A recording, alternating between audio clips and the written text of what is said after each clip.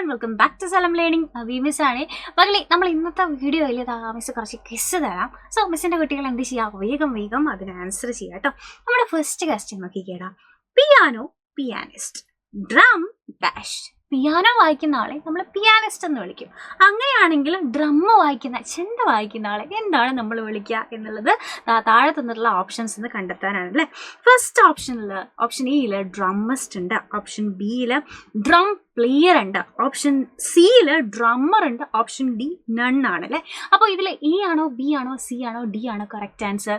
വേഗം താഴെ നമ്മുടെ കമൻറ്റ് ബോക്സിൽ കമൻറ്റ് ചെയ്തോളൂ. So option correct answer drummer ആണ്. ഇതിൽ എത്ര പേർക്ക് ശരിയായി എന്നുള്ളത് നോക്കാം. നെക്സ്റ്റ് ക്വസ്റ്റ്യൻ നോക്കിക്കേടാ. I dash to school every day. I dash to school every day.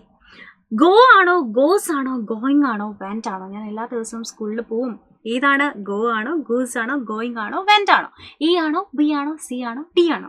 Yes, ഇതിൻ്റെ ആൻസർ ഗോ ആണ് അല്ലേ. I go to school every day എന്നാണ് നമ്മൾ പറയുക. അങ്ങനെയാണെങ്കിൽ അടുത്ത ക്വസ്റ്റ്യൻ നോക്കിക്കേടാ. Beware dash dogs.